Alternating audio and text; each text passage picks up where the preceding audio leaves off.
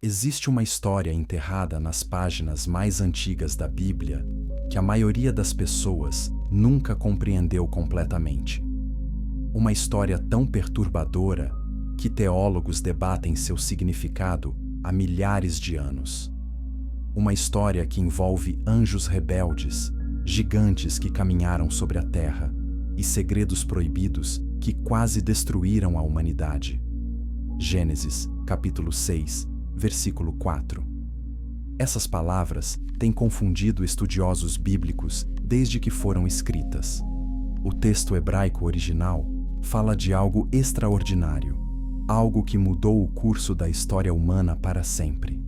Naqueles dias, e também depois, havia Nefilim na terra, quando os filhos de Deus se relacionaram com as filhas dos homens e elas geraram filhos. Esses foram os valentes da antiguidade, homens de renome. Nefilim. A própria palavra carrega peso e mistério. No hebraico original, o termo vem da raiz nafal, que significa cair, os caídos. Mas quem eram esses seres? Por que a Bíblia os menciona tão brevemente, como se o escritor hesitasse em revelar detalhes demais? E por que seu aparecimento na Terra foi tão significativo que Deus decidiu que a humanidade inteira precisava ser apagada? A tradição judaica preservou histórias sobre esses gigantes que as versões modernas da Bíblia apenas mencionam rapidamente.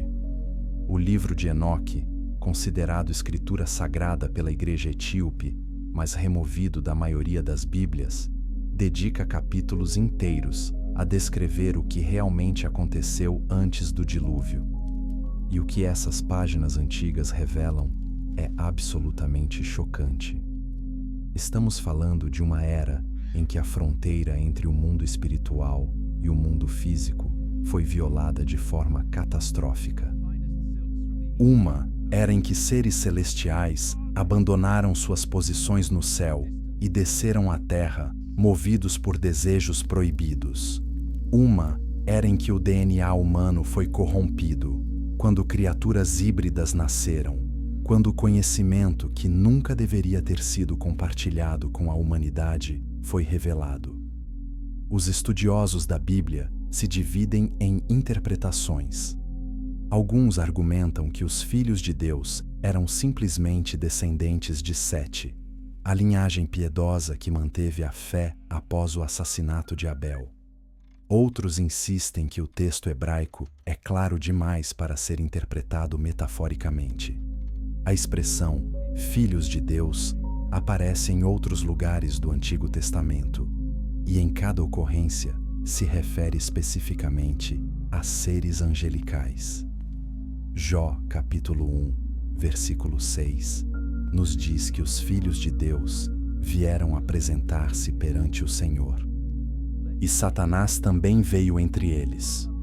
Claramente, nesse contexto, filhos de Deus são seres celestiais, não humanos. Jó capítulo 38, versículo 7, menciona que os filhos de Deus gritaram de alegria quando Deus lançou os fundamentos da terra. Isso aconteceu antes de Adão existir. Então, esses filhos de Deus não poderiam ser humanos. Por que então interpretaríamos Gênesis 6 de forma diferente? Por que assumiríamos que, de repente, o mesmo termo significa algo completamente diferente? A resposta pode ser desconfortável. Talvez porque aceitar a interpretação literal nos força a confrontar uma realidade perturbadora sobre a natureza da rebelião espiritual e seus efeitos no mundo físico. Os textos apócrifos preenchem os espaços em branco que Gênesis deixa em aberto. O livro de Enoque nomeia os líderes dessa rebelião angelical. Semiasa, o líder principal. Azazel, que ensinou aos humanos a arte da guerra e da vaidade. Amazaraque, que ensinou feitiçaria. Baraquel, que ensinou astrologia. Cada anjo caído trouxe conhecimento específico que corromperia a humanidade de maneiras únicas. Mas antes de mergulharmos nos detalhes horríveis dessa corrupção, precisamos entender o contexto. Precisamos voltar ao começo, aos dias logo após a queda de Adão e Eva, quando a humanidade estava apenas começando sua jornada fora do Jardim do Éden. Porque foi nesse mundo frágil e jovem que as forças das trevas viram uma oportunidade. Uma oportunidade para corromper a linhagem humana tão completamente que o Messias prometido nunca poderia nascer. Uma oportunidade para criar uma raça híbrida de criaturas que não eram nem completamente humanas, nem completamente angelicais. Uma oportunidade para ensinar à humanidade segredos que acelerariam sua autodestruição. E tudo começou com desejo. Não o desejo santo que Deus planejou entre marido e esposa, mas uma luxúria corrupta que atravessou as barreiras que o próprio Deus havia estabelecido entre diferentes ordens de seres. Os anjos viram que as filhas dos homens eram belas, e eles queriam o que nunca deveria ter sido deles. A palavra hebraica, usada em Gênesis 6, versículo 2, é particularmente reveladora. Quando diz que os filhos de Deus viram que as filhas dos homens eram belas, a palavra para tomar ou tomar para si mesmos implica uma ação deliberada, até mesmo violenta. Não foi um casamento gentil. Foi uma tomada, uma violação da ordem natural. Pense na magnitude dessa transgressão. Anjos são seres espirituais, criados para servir na presença de Deus. Eles têm poder e conhecimento muito além dos humanos. Eles existem em dimensões que nossa mente mal pode compreender. E alguns deles escolheram abandonar tudo isso, deixar seus domínios celestiais e assumir forma física para satisfazer desejos que nunca deveriam ter tido. O apóstolo Judas, no Novo Testamento, confirma essa interpretação. Judas, versículo 6, fala de anjos que não mantiveram sua posição de autoridade, mas abandonaram sua própria morada. Esses anjos, diz Judas, estão mantidos em cadeias eternas, sob trevas, até o julgamento do grande dia. Pedro também menciona isso em sua segunda carta, falando de anjos que pecaram e foram lançados no inferno, mantidos em cadeias de escuridão. Então, não estamos falando de metáforas ou alegorias. Estamos falando de eventos reais que tiveram consequências tão catastróficas que ecoaram através de toda a história humana. Estamos falando do momento em que a guerra espiritual nos reinos celestiais se derramou diretamente no mundo físico, com resultados devastadores. As filhas dos homens não tinham escolha. Como poderiam resistir a seres com poder angelical? Como poderiam dizer não a criaturas que podiam aparecer e desaparecer à vontade, que podiam demonstrar poderes que pareciam divinos? Algumas podem ter sido seduzidas por promessas de conhecimento ou poder. Outras foram simplesmente dominadas pela força. E então, as crianças começaram a nascer. Mas não eram crianças normais. Desde o momento em que saíram do ventre, estava claro que algo estava terrivelmente errado. Elas cresciam rápido demais. Ficavam grandes demais. Possuíam força que nenhum humano normal poderia ter, e carregavam uma violência inata, uma crueldade que parecia programada em seu DNA corrompido. Esses eram os Nefilim, e o mundo nunca mais seria o mesmo. Se você está começando a perceber a profundidade dessa história antiga, deixe um like neste vídeo. Muitas pessoas nunca ouviram essa versão completa dos eventos antes do dilúvio. Compartilhe isso com alguém que precisa conhecer essa verdade bíblica e inscreva-se no canal, porque vamos mergulhar ainda mais fundo nesse mistério nos próximos minutos. Capítulo 2. Quando os céus se abriram. A cronologia é importante. Precisamos entender exatamente quando essa invasão angelical aconteceu para compreender por que Deus respondeu da maneira que respondeu. Adão viveu 930 anos. Sua linhagem continuou através de Sete, o filho que Deus lhe deu para substituir Abel depois que Caim o assassinou. Sete viveu 912 anos. Enos, filho de Sete, viveu 905 anos. A genealogia continua através de gerações de pessoas que viviam séculos, não décadas. Essas não são idades simbólicas. O texto hebraico é específico e detalhado. As pessoas antes do dilúvio viviam vidas extraordinariamente longas, porque a criação ainda estava relativamente próxima de sua perfeição original. A maldição do pecado ainda não havia se acumulado através de gerações suficientes para reduzir drasticamente a longevidade humana. Foi durante os dias de Jared, o sexto descendente de Adão, através da linhagem de Sete, que algo mudou. Jared significa descida, e de acordo com a tradição judaica preservada no livro de Jubileus, foi durante os dias de Jared que os anjos começaram a descer à terra. Imagine esse momento. Por gerações, a humanidade havia se multiplicado e espalhado pela terra. Duas linhagens distintas haviam se formado. A linhagem de Caim, marcada pelo assassinato e pela rebelião, construiu cidades e desenvolveu tecnologias, mas fez tudo sem Deus. A linhagem de Sete manteve a fé, chamou o nome do Senhor e tentou viver de acordo com os caminhos de Deus em um mundo caído. Então, o céu literalmente se abriu. Não com luz e glória como aconteceria quando o Messias viesse, mas com escuridão e rebelião. Anjos começaram a aparecer no mundo físico, assumindo corpos que podiam interagir com a matéria, que podiam sentir sensações físicas, que podiam satisfazer desejos que nunca deveriam ter existido. O livro de Enoque descreve como 200 anjos desceram ao Monte Hermon. Esse local é significativo. Hermon significa lugar sagrado ou santuário.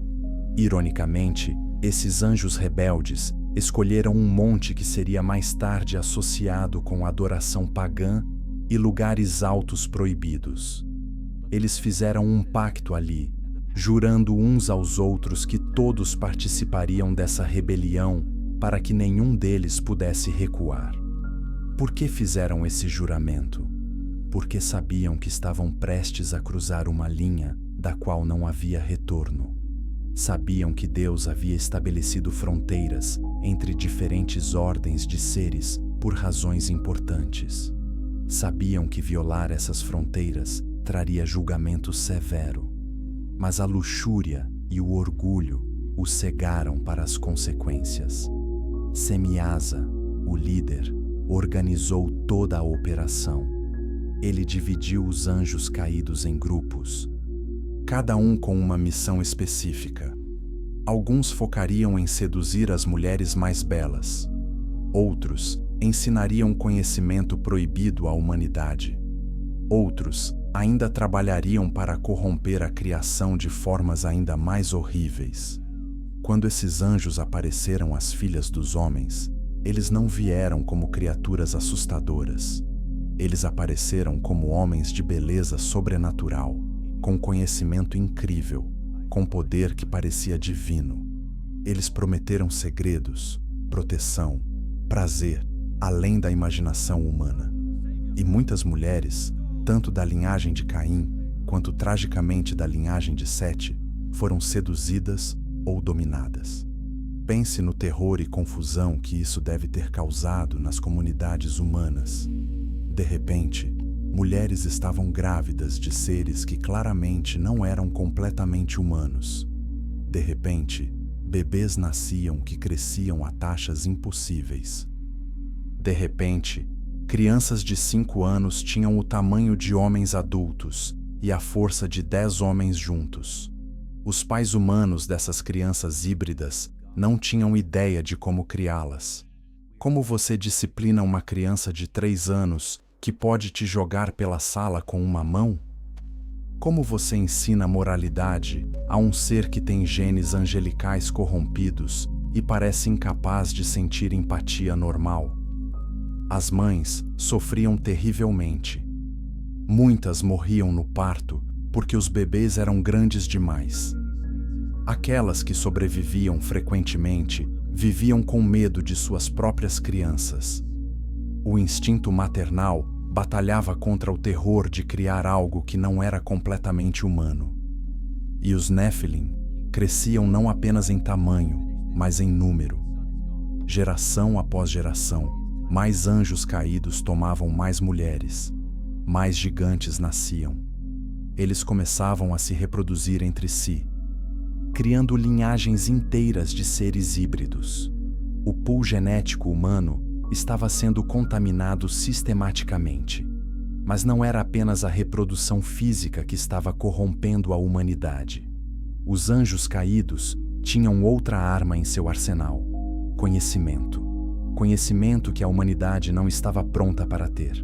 Conhecimento que aceleraria a descida da civilização ao caos total. Azazel ensinou os homens a forjar espadas, facas, escudos e armaduras. Antes disso, conflitos eram resolvidos com ferramentas primitivas ou luta corporal.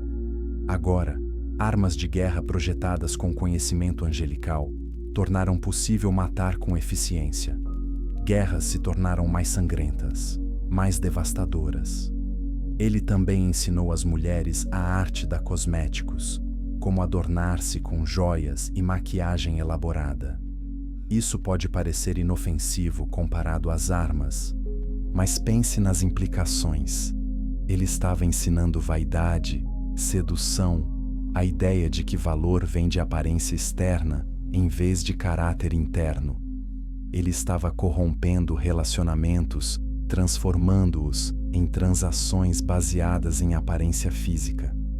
Amazarak ensinou feitiçaria e o corte de raízes. Isso significa que ele introduziu as artes ocultas, maneiras de manipular forças espirituais, maneiras de criar poções e venenos. A humanidade começou a buscar poder através de meios místicos, em vez de através de relacionamento com Deus. Barakel ensinou astrologia. Não a astronomia inocente de estudar as estrelas que Deus criou, mas a prática de tentar prever o futuro e buscar orientação dos corpos celestes em vez de do Criador. Isso levou à idolatria, à adoração da criação em vez do Criador. Outros anjos caídos ensinaram encantamentos, feitiços, o estudo das nuvens, sinais da terra, sinais do sol e do curso da lua. Cada pedaço de conhecimento era projetado para afastar a humanidade de dependência de Deus e em direção à autossuficiência através de meios proibidos. O resultado foi uma civilização que avançava tecnologicamente enquanto decaía moralmente. Eles construíam cidades impressionantes enquanto seus corações se enchiam de violência. Eles criavam obras de arte belas enquanto perdiam qualquer senso de certo e errado. Eles desenvolviam sistemas complexos de governo enquanto oprimiam os fracos sem misericórdia. E os Nefilim se tornaram os senhores desse mundo corrupto. Eles se estabeleceram como reis, guerreiros, tiranos. Sua força superior significava que ninguém poderia desafiá-los. Sua inteligência híbrida os tornava estrategistas formidáveis. Sua falta de consciência humana normal os tornava cruelmente eficientes em manter o poder. Inscreva-se agora, porque o que vem a seguir vai revelar detalhes do livro de Enoque que a maioria das pessoas nunca leu. Vamos descobrir exatamente o que esses anjos caídos ensinaram e por que era tão perigoso. Capítulo 3. Os Vigilantes e seu Pacto Proibido. O livro de Enoque chama esses anjos caídos de vigilantes. O termo vem de uma palavra aramaica que significa aqueles que vigiam ou aqueles que estão despertos. Originalmente, todos os anjos eram vigilantes, observadores da criação de Deus, guardiões designados para proteger e servir. Mas 200 desses vigilantes escolheram um caminho diferente. E o livro de Enoque preserva seus nomes, uma lista sombria de seres celestiais que se tornaram demônios através de sua própria escolha. Semiasa era o líder, o principal organizador da rebelião. Seu nome significa "o nome vil", possivelmente sugerindo que ele viu as filhas dos homens e iniciou toda a conspiração. Ele comandava 19 outros líderes, cada um responsável por grupos de 10 anjos: Uraquiba, Rameel, Cocabiel, Tamiel, Ramiel, Danel, Shazaquiel, Baraquiel, Azael, Armaros, Batariel, Ananel, Zaquiel, Samsiel, Satariel, Turiel, Yomiel, Arazeial. Cada nome carregava significado em hebraico ou aramaico, muitas vezes relacionado ao conhecimento específico ou poder que o anjo possuía. Esses não eram demônios de baixo escalão. Eram seres de tremendo poder e autoridade que haviam servido na presença de Deus. Alguns teólogos especulam que podem ter sido parte do coro angelical que Lúcifer liderava antes de sua própria queda. Talvez eles já estivessem predispostos à rebelião, apenas esperando uma oportunidade. Quando se reuniram no Monte Hermon, eles fizeram mais do que simplesmente concordar em descer à terra. Eles realizaram um ritual de ligação, jurando sob maldição que todos participariam. Por quê? Porque cada um temia que, se descesse sozinho e os outros permanecessem no céu, ele sozinho enfrentaria a ira de Deus. Isso nos diz algo importante sobre a natureza do mal. Mesmo em sua rebelião, esses anjos sabiam que estavam errados. Sabiam que julgamento viria. Mas em vez de recuar, eles se prenderam uns aos outros em cumplicidade mútua. É como criminosos que fazem juramentos de sangue para garantir que todos sejam igualmente culpados, para que ninguém possa dedurar os outros. O juramento que fizeram no Monte Hermon foi testemunhado sob maldições. Isso significa que eles invocaram consequências sobrenaturais sobre si mesmos se quebrassem o pacto. Eles essencialmente se amaldiçoaram, garantindo sua própria queda antes mesmo de começarem. Quando desceram, não vieram todos de uma vez. Apareceram gradualmente em diferentes regiões, testando os limites, vendo até onde podiam ir antes que o julgamento divino caísse. E quanto mais tempo passava sem intervenção imediata de Deus, mais ousados se tornavam. Começaram tomando mulheres em segredo, em lugares remotos.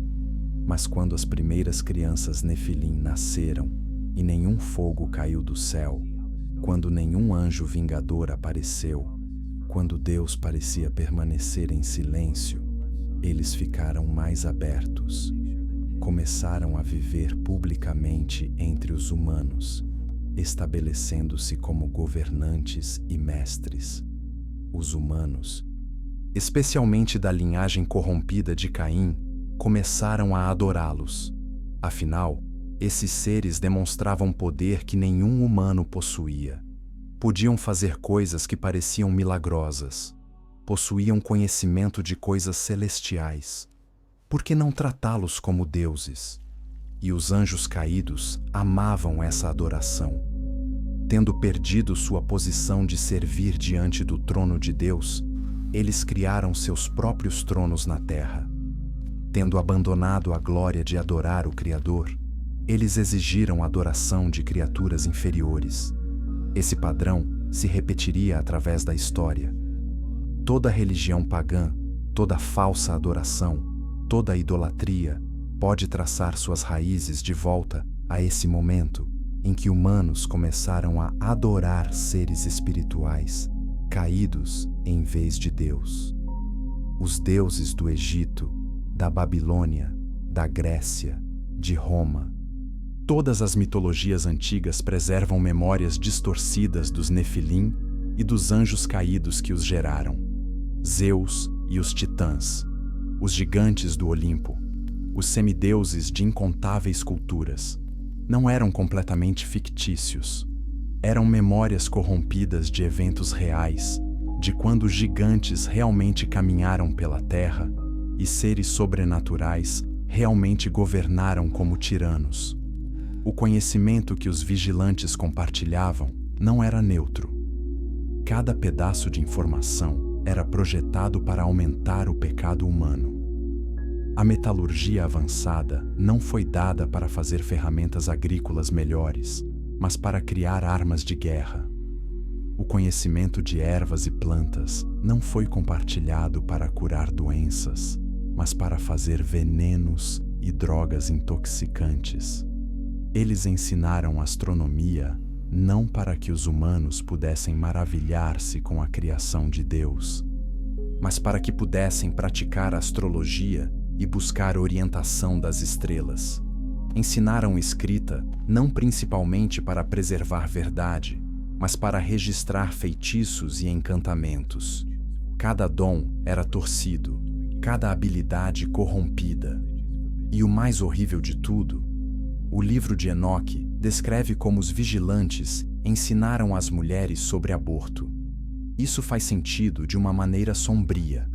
À medida que os Nefilim cresciam em número e começavam a consumir recursos massivos, à medida que sua violência aumentava, à medida que a vida se tornava mais barata, a ideia de terminar gestações indesejadas se espalharia. Mas há outra razão possível. Se humanos puras começassem a sofrer sob o governo dos Nefilim, se percebessem que trazer crianças a esse mundo corrupto era cruel, eles podem ter buscado maneiras de impedir nascimentos. O conhecimento de como fazê-lo viria dos mesmos seres que estavam corrompendo tudo o mais. A terra literalmente gemia sob o peso dessa corrupção. Romanos capítulo 8 nos diz que a criação inteira geme como em dores de parto até agora, esperando redenção. Imagine quanto pior eram esses gemidos nos dias antes do dilúvio, quando não apenas humanos, mas a própria ordem da criação estava sendo violada. Animais começaram a ser corrompidos também. O livro de Jasher, outro texto antigo, sugere que os anjos caídos e os Nefilim começaram a experimentar com a mistura de espécies animais, criando híbridos que nunca deveriam ter existido. Quimeras, monstruosidades, criaturas que mesclavam características de diferentes animais de maneiras que violavam as fronteiras da criação de Deus. Isso pode soar como ficção científica, mas pense em Gênesis, capítulo 6, versículo 12. Diz que Deus viu que toda a carne havia corrompido seu caminho sobre a terra. Não diz apenas humanos, diz toda a carne. A palavra hebraica para carne ali inclui animais. Algo estava acontecendo que corrompeu não apenas humanos, mas o reino animal também. Alguns estudiosos acreditam que é por isso que Deus foi tão específico sobre Noé trazer animais limpos na arca. Não apenas ritualmente limpos, mas geneticamente limpos, não corrompidos pela manipulação dos anjos caídos e Nefilim. A arca estava preservando não apenas humanos, mas toda espécie de vida que ainda permanecia pura segundo seu tipo. Enquanto tudo isso acontecia, havia um homem que observava com horror crescente. Um homem que ainda se lembrava como o mundo deveria ser. Um homem que falava com Deus e que Deus falava em retorno. Seu nome era Enoque, e ele estava prestes a receber uma revelação que mudaria tudo. Comente abaixo o que você pensa sobre os vigilantes. Essa interpretação é nova para você? Compartilhe este vídeo com alguém que precisa entender a verdadeira história antes do dilúvio. Capítulo 4. O nascimento dos gigantes. Os primeiros Nefilim nasceram em dor e terror. As mulheres humanas não estavam fisicamente projetadas para dar à luz crianças com genes angelicais. Os bebês eram grandes demais, fortes demais, e o processo de parto frequentemente matava a mãe. Aquelas mães que sobreviviam descobriam que seus filhos não eram como outras crianças. Um bebê nefilim recém-nascido tinha o tamanho de uma criança de 3 anos. Seus músculos já eram desenvolvidos. Seus olhos já mostravam inteligência estranha e antinatural. À medida que cresciam, o ritmo acelerava. Aos 6 meses, pareciam ter 6 anos. Com 1 ano de idade, pareciam adolescentes. Aos 5 anos, eram adultos completos em tamanho e força, embora continuassem a crescer durante toda a vida. As primeiras gerações de Nefilim atingiam alturas entre 3 e 4 metros. Alguns relatos antigos sugerem que os Nefilim posteriores cresciam ainda maiores, alguns alcançando talvez 6 metros ou mais. Não sabemos exatamente quão altos ficavam, mas sabemos que eram grandes o suficiente para aterrorizar completamente humanos normais. Sua força era proporcional ao tamanho. Um Nefilim podia levantar pedras que 10 homens não conseguiriam mover. Podiam derrubar árvores com as mãos nuas. Podiam matar um leão tão facilmente quanto você mataria um mosquito. Nada no mundo natural era páreo para eles. Mas não era apenas sua força física que os tornava perigosos. Eles herdaram inteligência além do humano normal de seus pais angelicais. Aprendiam rápido, compreendiam conceitos complexos facilmente, podiam planejar estratégias que humanos comuns não conseguiriam conceber. E eles não tinham consciência humana normal.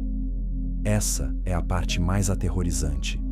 Empatia, compaixão, amor, todas as qualidades que tornam os humanos capazes de viver em sociedade, eram grandemente diminuídas ou completamente ausentes nos Nefilim. Eles viam outros seres vivos como objetos para usar ou destruir. O livro de Enoque descreve como os Nefilim começaram a devorar tudo.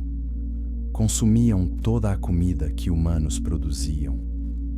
Quando os humanos não podiam mais alimentá-los, começaram a devorar os animais. Quando os animais acabaram em algumas regiões, o texto horrivelmente sugere que começaram a se voltar uns contra os outros e até contra humanos. Isso não significa necessariamente canibalismo literal, embora alguns estudiosos acreditem que pode ter incluído isso. Definitivamente significa que eles consumiam recursos em taxas insustentáveis, destruindo o equilíbrio ecológico de regiões inteiras. Onde os Nefilim governavam, a terra era despojada, os animais caçados até a extinção, e humanos reduzidos a pouco mais do que escravos. Os Nefilim estabeleceram hierarquias entre si baseadas em força e crueldade. Os mais fortes se tornaram reis sobre regiões, construíram fortalezas e palácios, tomaram múltiplas mulheres como esposas e concubinas, criaram culturas inteiras centradas em violência, dominação e gratificação de todos os desejos. Imagine viver como um humano comum nesse mundo. Você acorda todas as manhãs sabendo que um ser 10 vezes mais forte que você pode aparecer e tomar qualquer coisa que possui: sua comida, sua casa, sua esposa, sua filha, sua própria vida. E não há nada, absolutamente nada que você possa fazer sobre isso. Se tentasse resistir, seria destruído. Se tentasse esconder sua família, seria caçado. Se apelasse à justiça, descobriria que os Nefilim eram a justiça. Eles eram a lei. Eles eram o poder absoluto, sem absolutamente nenhuma restrição moral. Os humanos se dividiam em algumas categorias. Alguns se tornaram servos dispostos dos Nefilim, esperando ganhar proteção e privilégios ao servi-los. Esses humanos se tornaram tão corrompidos quanto seus mestres, participando da violência e opressão, porque lhes davam uma migalha de poder em um mundo onde eram desesperadamente impotentes. Outros tentaram esconder-se, vivendo em regiões remotas, esperando evitar a atenção dos gigantes. Mas os Nefilim eram caçadores, e perseguir humanos se tornou um esporte para eles. Eles organizavam caçadas onde humanos eram a presa, correndo por suas vidas, enquanto gigantes, rindo, os perseguiam. Um pequeno remanescente tentou manter a fé.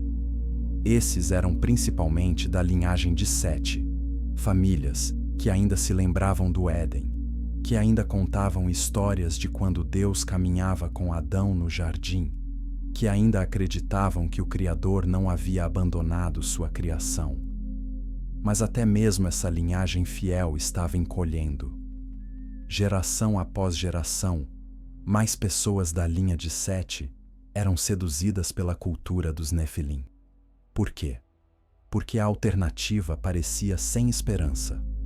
Se você permanecesse fiel a Deus, perdia acesso à tecnologia, à proteção, a todos os prazeres que a civilização corrompida oferecia. Jovens da linhagem de Sete olhavam para os jovens da linhagem de Caim e viam que eles tinham mais diversão, mais excitação, mais liberdade para fazer o que queriam sem restrições morais. E lentamente, um por vez, jovens piedosos começaram a fazer concessões. Primeiro, apenas visitavam as cidades dos Nefilim por negócios. Depois, começavam a ficar mais tempo, fascinados pela tecnologia e entretenimento. Depois começavam a participar das festividades, dizendo a si mesmos que podiam manter seus valores internos enquanto se misturavam externamente. Depois tomavam esposas e maridos da linhagem corrompida. E, finalmente, sua própria fé morria, e eles se tornavam indistinguíveis do mundo que uma vez rejeitaram. Esse padrão de concessão é crucial entender. As pessoas raramente vão de fiel a completamente corrupto instantaneamente. É um processo gradual. Pequenas decisões, pequenas racionalizações, pequenos passos na direção errada que eventualmente levam quilômetros para longe de onde você começou. E os Nefilim sabiam como acelerar esse processo. Eles usavam mulheres humanas como iscas, enviando as mais belas para seduzir homens piedosos. Usavam demonstrações de poder para impressionar e intimidar. Usavam sua inteligência superior para fazer a fé em Deus parecer primitiva e tola. A linhagem messiânica estava sob ataque direto. Satanás sabia que Deus havia prometido que uma semente da mulher esmagaria sua cabeça. Então, se toda mulher fosse corrompida, se toda linhagem fosse mesclada com genes angelicais caídos, talvez essa promessa pudesse ser impedida. Essa era a verdadeira guerra acontecendo, não apenas sobre violência e imoralidade, embora essas fossem terríveis. A guerra era sobre a própria promessa de redenção. Era sobre se a humanidade seria preservada em forma pura o suficiente para que o Messias pudesse nascer. Gênesis capítulo 6, versículo 5, resume tudo com palavras devastadoras. O Senhor viu que a maldade do homem era grande na terra, e que toda a intenção dos pensamentos de seu coração era só má continuamente. Leia isso novamente.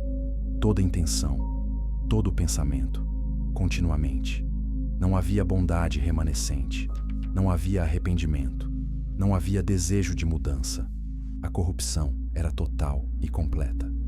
Mas o versículo 8 adiciona uma palavra poderosa. Mas Noé achou graça aos olhos do Senhor. Um homem, uma família. Um último fio de esperança em um mundo que havia se perdido completamente. Deixe um like se você está percebendo pela primeira vez quão próxima a humanidade chegou da extinção total. A história de Noé não é um conto de fadas infantil. É um relato de como um homem salvou a raça humana inteira. Capítulo 5. Segredos proibidos dos anjos caídos. O conhecimento que os vigilantes trouxeram do céu não era simplesmente avançado. Era fundamentalmente corrompedor, porque violava os limites que Deus havia estabelecido para proteger a humanidade. Pense nisso como dar armas nucleares a crianças. A tecnologia em si pode ser neutra, mas nas mãos de seres que não têm maturidade moral para usá-la sabiamente, torna-se catastrófica. Azazel, um dos líderes dos anjos caídos, especializou-se em ensinar metalurgia de guerra. Ele não ensinou aos humanos como forjar ferramentas agrícolas que poderiam alimentar mais pessoas. Ele ensinou como fazer espadas que poderiam matar com eficiência, escudos que poderiam proteger conquistadores, armaduras que poderiam equipar exércitos. Antes de Azazel, conflitos humanos eram resolvidos com paus, pedras e, ocasionalmente, facas rudimentares. As baixas eram limitadas, as guerras eram pequenas, mas com armas forjadas por conhecimento angelical, as guerras se tornaram massacres. Exércitos inteiros podiam ser mortos em um único dia. E os Nefilim, com sua força superior, se tornaram os principais guerreiros. Um Nefilim, equipado com espada e armadura forjada com conhecimento celestial, era praticamente invencível contra humanos normais. Eles conquistaram região após região, estabelecendo reinos baseados em pura dominação violenta. Mas Azazel ensinou algo ainda mais insidioso às mulheres. Ele revelou os segredos de cosméticos, joias e adornos elaborados. Na superfície, isso parece inofensivo. Qual é o problema com maquiagem? O problema não era a maquiagem em si, era o propósito por trás dela. Azazel estava ensinando mulheres a se verem como objetos sexuais, a basearem seu valor em atrair atenção masculina através de aparência física. Estava corrompendo relacionamentos, transformando-os em transações baseadas em luxúria em vez de amor. Em uma cultura onde os Nefilim tomavam qualquer mulher que desejavam, onde a beleza física se tornava literalmente perigosa, porque atraía a atenção indesejada de gigantes predatórios, essa ênfase em enfeitar-se para atrair criava um ciclo vicioso. Mulheres competiam pela atenção dos poderosos, esperando que ser escolhida por um Nefilim de alto status fosse melhor do que ser forçada por um de baixo status. A dignidade que Deus havia dado à mulher como portadora de imagem de Deus, como parceira igual ao homem, foi destruída. Mulheres se tornaram troféus, objetos, coisas para serem colecionadas e descartadas. Amazaraque ensinou feitiçaria. A palavra hebraica para isso implica o uso de drogas, encantamentos e tentativas de manipular forças espirituais. Ele ensinou humanos como fazer poções de plantas específicas que poderiam alterar a consciência, criar alucinações ou adormecer a vontade de alguém. Parte disso era venenos. Amazaraque ensinou como matar silenciosamente, como assassinar sem deixar rastros. Em um mundo dominado por violência aberta, o assassinato secreto através de veneno se tornou ferramenta de poder. Mas ele também ensinou encantamentos, tentativas de compelir ou controlar espíritos. Isso abriu comunicação com seres demoníacos, permitindo que influência maligna se espalhasse ainda mais. Humanos que praticavam essas artes se tornavam canais para a escuridão espiritual, possuídos ou controlados por demônios. Baraquel ensinou astrologia. Não a astronomia inocente de estudar as estrelas, mas a prática de tentar discernir o futuro e buscar orientação dos corpos celestes. Isso desviou humanos de buscar a Deus para direção e os fez buscar criação em vez do Criador. Toda a cultura pagã que seguiu desenvolveu formas de adoração estelar. Os babilônios adoravam corpos celestes. Os egípcios construíram toda a sua religião em torno do sol e constelações. Os astecas sacrificavam humanos para apaziguar deuses estelares. Todas essas práticas traçam raízes de volta ao que Baraquel ensinou. Cocabiel ensinou sinais, significando augúrio e tentativas de ler significado em eventos naturais. Trovão significava ira dos deuses. Certos padrões de nuvens prediziam guerra. Movimentos de animais sinalizavam sorte ou desgraça. Humanos se tornaram escravos de superstição, sempre tentando apaziguar forças invisíveis através de rituais e sacrifícios. Outro anjo caído ensinou astronomia com foco em movimentos lunares, criando calendários baseados na lua que governariam práticas religiosas por milênios. Culturas desenvolveram festivais e sacrifícios ligados a fases lunares, acreditando que poder espiritual aumentava e diminuía com ciclos da lua. Cada pedaço de conhecimento vinha com corrupção ligada a ele. Nada era ensinado puramente para beneficiar a humanidade. Tudo era projetado para aumentar pecado, multiplicar violência e destruir relacionamento entre humanos e Deus. O livro de Enoque descreve como humanos clamaram ao céu, suas orações subindo diante de Deus como acusação contra os vigilantes. A terra estava sendo destruída. Humanos inocentes estavam sendo massacrados.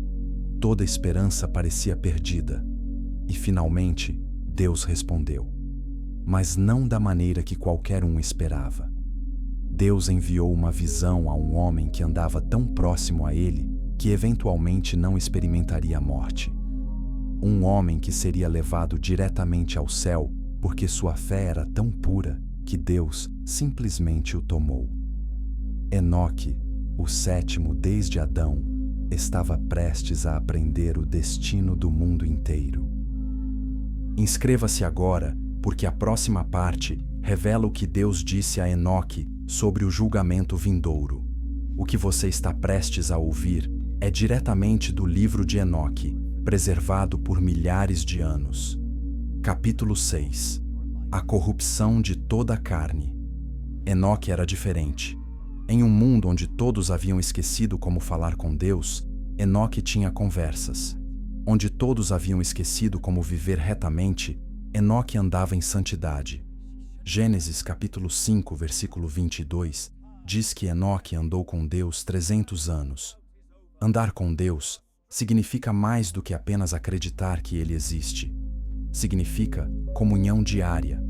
Significa obedecer mesmo quando ninguém mais obedece. Significa manter sua consciência limpa em uma cultura que havia perdido toda a vergonha. Enoque via o mundo ao redor dele descendo ao caos. Via os Nefilim crescendo em número e crueldade. Via humanos se tornando mais bestiais com cada geração. Via que a criação inteira estava gemendo sob corrupção que penetrava tudo. E Enoque orava. Ele clamava a Deus por respostas. Por que isso estava sendo permitido? Quanto tempo continuaria? Havia esperança de redenção ou a humanidade estava condenada? Então, Deus começou a mostrar a Enoque visões. Viagens celestiais, onde Enoque foi levado para fora do seu corpo e mostrado reinos espirituais que existem além da percepção humana normal. E o que ele viu o horrorizou. Ele viu os vigilantes presos em lugares de escuridão, esperando o julgamento final.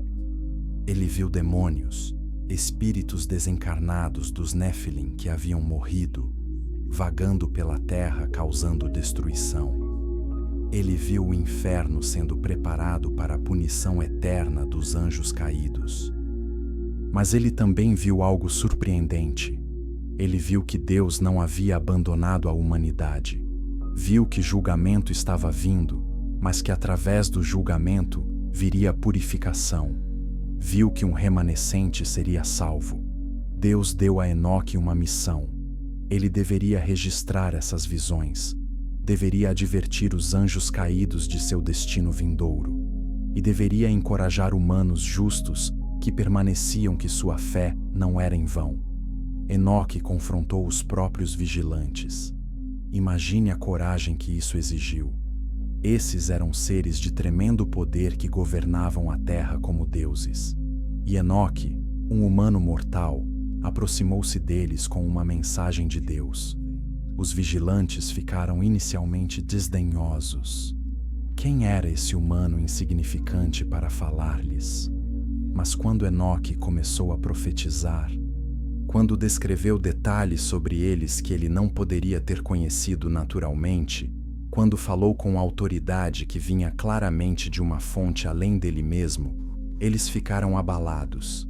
Semiasa, o líder dos vigilantes, realmente pediu a Enoque que intercedesse por eles. Pediu a Enoque que orasse para que Deus tivesse misericórdia e perdoasse sua rebelião. Pense nisso. Anjos que haviam rejeitado suas posições no céu, agora implorando a um humano que mediasse por eles. Enoque orou, mas a resposta de Deus foi clara e terrível. Não haveria perdão. Os vigilantes haviam escolhido corrupção com pleno conhecimento do que estavam fazendo. Haviam corrompido a criação deliberadamente. Haviam ensinado o conhecimento proibido intencionalmente. Haviam gerado Néfilim, sabendo que isso violava as fronteiras de Deus. E agora enfrentariam consequências eternas. Eles seriam presos em prisões espirituais até o dia do julgamento final. Judas e 2 Pedro confirmam isso no Novo Testamento. Os anjos que pecaram foram lançados em cadeias de escuridão, reservados para julgamento. Mas e quanto aos Nefilim? Eles não eram totalmente responsáveis por sua existência. Não haviam escolhido nascer como híbridos. Qual seria seu destino? O livro de Enoque explica que quando os Nefilim morressem, seus espíritos não iriam para onde espíritos humanos normais vão. Em vez disso, tornar-se-iam espíritos malignos vagando pela terra. Esses seriam os demônios que Jesus e os apóstolos mais tarde expulsariam. Espíritos sem corpo, sempre buscando possuir humanos porque anseiam pela experiência física que perderam. Isso explica tanto sobre guerra espiritual. Demônios não são simplesmente anjos caídos. São os espíritos desencarnados dos Nefilim, presos entre mundos, nem completamente espirituais, nem capazes de ter corpos físicos permanentes novamente. Eles odeiam humanos porque têm o que eles perderam, e trabalham para destruir humanos da mesma forma que eles foram destruídos. Enquanto Enoque recebia essas revelações, a situação na terra piorava. Gênesis capítulo 6, versículo 11, diz que a terra estava corrompida diante de Deus e cheia de violência. Versículo 12 adiciona que Deus viu a terra, e eis que estava corrompida, pois toda a carne havia corrompido seu caminho sobre a terra. Toda a carne, não apenas humanos. A corrupção genética havia se espalhado. Animais estavam sendo mesclados em combinações que Deus nunca planejou. Híbridos impossíveis eram criados através de manipulação que os anjos caídos ensinaram. A própria ordem da criação estava desmoronando. Violência não era apenas guerra, era crueldade recreacional, tortura como entretenimento, sacrifícios humanos para apaziguar demônios, abuso sexual de crianças. Cada perversão que uma mente caída pode imaginar estava sendo praticada abertamente sem vergonha. E ainda mais assustador, as pessoas paravam de ver isso como errado. Geração após geração de normalização de maldade havia morto a consciência humana. Pais criavam filhos para serem cruéis, porque crueldade era admirada. Professores treinavam estudantes em feitiçaria e violência. sociedade inteira havia se reorganizado em torno de valores totalmente opostos a tudo que Deus planejou. É difícil para nós, vivendo milhares de anos depois, compreender quão completamente perdido aquele mundo havia se tornado. Tentamos imaginar algumas pessoas más e muitas boas, mas o texto diz que toda a intenção dos pensamentos do coração humano era continuamente má. Isso significa não havia ninguém tentando fazer o bem, exceto talvez algumas pessoas na linhagem de Sete. O coração de Deus estava quebrantado. Gênesis 6, versículo 6, diz que o Senhor lamentou ter feito o homem na terra e entristeceu-se em seu coração. Deus não muda de ideia caprichosamente, mas ele sente tristeza genuína quando aqueles que ele criou para amor e relacionamento escolhem ódio e destruição. Enoque tinha agora 365 anos. Ele havia andado com Deus fielmente sua vida inteira, mesmo quando isso significava ser totalmente contrário à cultura, mesmo quando significava ser ridicularizado e rejeitado, mesmo quando parecia inútil. E então, Deus fez algo sem precedentes. Gênesis 5, versículo 24, diz simplesmente que Enoque andou com Deus e não existiu mais, porque Deus o tomou. Hebreus 11:5 explica que Enoque foi trasladado para que não experimentasse morte, e não foi achado porque Deus o trasladou. Deus levou Enoque diretamente ao céu sem morrer. Por quê?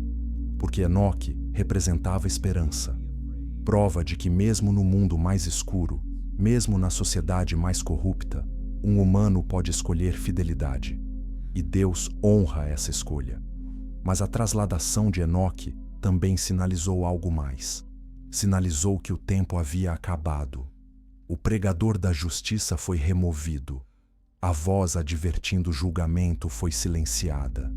E agora nada ficava no caminho da ira vindoura de Deus, exceto por um homem que Enoque havia ensinado, um homem que carregava o nome profético de Noé, que significa descanso ou conforto.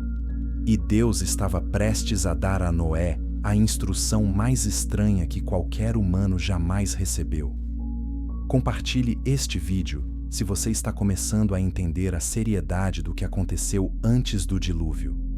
Esta não é mitologia. É história bíblica que explica por que Deus teve que purificar a terra com água. Capítulo 7. O pregador solitário. Noé nasceu em um mundo se afogando em maldade. Seu pai Lameque, quando o segurou pela primeira vez, profetizou que este menino traria consolo da maldição que Deus havia colocado sobre o solo. Ele não sabia quão literal essa profecia se tornaria. Crescer como Noé deve ter sido insuportavelmente solitário. Imagine ser o único adolescente em sua escola que realmente se importa com certo e errado. Agora, multiplique esse isolamento por 1000. Noé vivia em uma civilização inteira, onde ele era praticamente o único ainda tentando viver retamente. Seus avós lhe contaram histórias sobre o Éden, sobre Adão e Eva andando com Deus antes da queda, sobre a promessa de que um dia viria uma semente da mulher que esmagaria a cabeça da serpente. Essas histórias pareciam contos de fadas para todos os outros, mas para Noé eram mais reais do que o mundo pesadelo ao seu redor. Ele se casou com uma mulher cuja fé correspondia à sua. A Bíblia não registra seu nome, mas seu caráter fala através de suas ações. Ela escolheu Noé, sabendo que isso significava viver como outsider, sabendo que significava rejeitar todos os prazeres e confortos que a civilização dos Nefilim oferecia. Juntos, eles tiveram 3 filhos, Sem, Cão e Jafé. Criar filhos em um ambiente assim exigia tremenda coragem. Cada dia, eles tinham que proteger seus filhos de influências que procuravam corrompê-los. Cada dia, Tinham que ensinar valores que o mundo inteiro zombava. Imagine seus filhos perguntando por que não podiam ter as coisas que outras crianças tinham. Por que não podiam participar de festivais? Por que não podiam aprender feitiçaria legal que todos os outros estavam aprendendo? Por que tinham que ser diferentes? E Noé teria que explicar que diferente não significa errado, que o caminho de todos não é sempre o caminho certo, que popularidade não é igual à verdade, que os únicos aplausos que importam vêm de um público de um. Noé trabalhava como fazendeiro. Gênesis 9, versículo 20, diz que ele foi o primeiro a plantar uma vinha após o dilúvio, o que significa que ele era agricultor antes dele também. Ele entendia a terra, entendia as plantas, entendia ciclos de semeadura e colheita. E ele pregava. 2 Pedro 2, versículo 5, chama Noé de pregador da justiça. Isso significa que ele não apenas vivia retamente silenciosamente. Ele falava sobre isso, advertia as pessoas, implorava que se arrependessem. Você pode imaginar quão bem isso foi recebido? Noé andando através de mercados dominados por Nefilim, dizendo às pessoas que julgamento estava vindo. Noé confrontando práticas imorais e dizendo às pessoas que Deus via e se importava. Noé sendo a única voz em uma sociedade inteira, dizendo que havia uma maneira melhor de viver. Eles riam dele, zombavam dele. Alguns provavelmente ameaçaram matá-lo, mas Deus o protegia. E Noé continuava pregando, ano após ano, década após década, enquanto a sociedade ficava pior, enquanto a violência aumentava, enquanto toda a evidência sugeria que seu aviso estava caindo em ouvidos surdos. Então, quando Noé tinha 500 anos, Deus falou com ele, não vagamente, não através de sinais obscuros. Deus falou claramente, audivelmente, inconfundivelmente. O fim de toda a carne veio perante mim, pois a terra está cheia de violência por causa deles. Eis que os destruirei com a terra. Imagine ouvir essas palavras.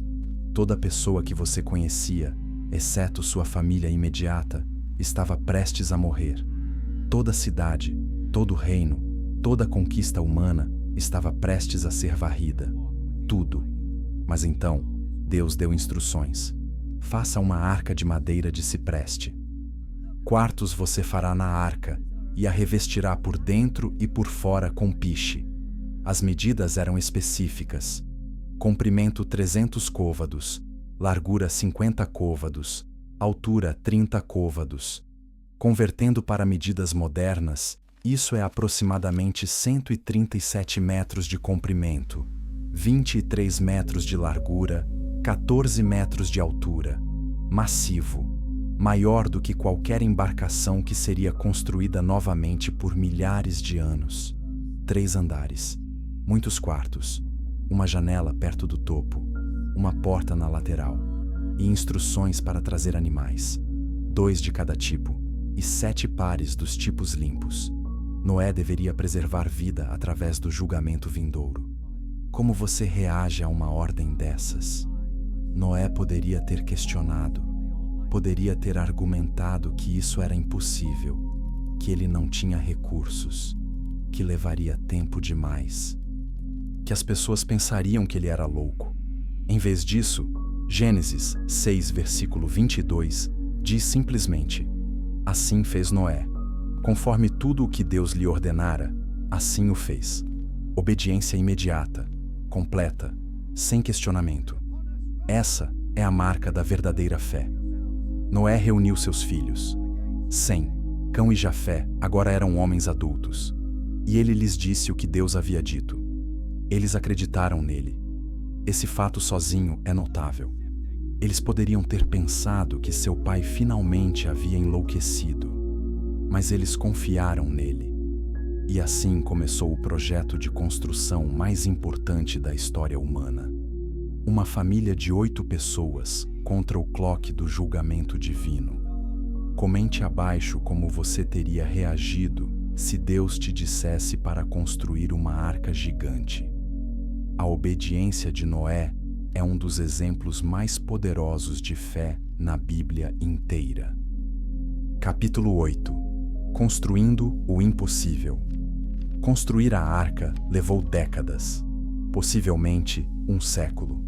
A Bíblia não especifica exatamente quanto tempo, mas sabemos que Noé tinha 500 anos quando Deus lhe deu as instruções e 600 anos quando o dilúvio veio. Durante esse século, ele estava pregando e construindo. Primeiro, ele precisava de madeira. Madeira de cipreste especificamente, conhecida por sua durabilidade e resistência à deterioração. Isso significava cortar centenas de árvores grandes. Cada árvore tinha que ser derrubada, despida de galhos, cortada em tábuas do tamanho certo, sem serras elétricas, sem guindastes, sem caminhões, apenas ferramentas manuais e força bruta. Noé e seus 3 filhos, mais tarde talvez suas esposas ajudando, fazendo o trabalho que normalmente exigiria centenas de trabalhadores. Mas eles não estavam apenas trabalhando mais duro, eles estavam trabalhando com propósito divino. E quando você está obedecendo a Deus, Ele fornece força e sabedoria, além das suas capacidades naturais. As tábuas tinham que ser modeladas e encaixadas juntas. A estrutura tinha que ser perfeitamente equilibrada, ou a arca viraria quando a água viesse. Os 3 andares tinham que ser construídos com pisos fortes o suficiente para suportar o peso de milhares de animais. Então, veio a impermeabilização. Deus disse para revestir a arca por dentro e por fora com piche. Piche é uma substância à base de alcatrão que veda rachaduras e previne vazamentos. Cada centímetro da arca, dentro e fora, tinha que ser coberto completamente. Isso sozinho teria levado meses. Aplicar piche manualmente a uma estrutura do tamanho de um navio de carga moderno, garantindo que cada junta fosse vedada, que cada fenda fosse preenchida, que nenhuma água pudesse penetrar de forma alguma. E durante todo esse tempo, pessoas observavam. No início, com curiosidade, depois com diversão, depois com escárnio aberto. O que esse homem velho está fazendo? Eles perguntavam uns aos outros. Construindo um barco? Aqui, a centenas de quilômetros de qualquer oceano?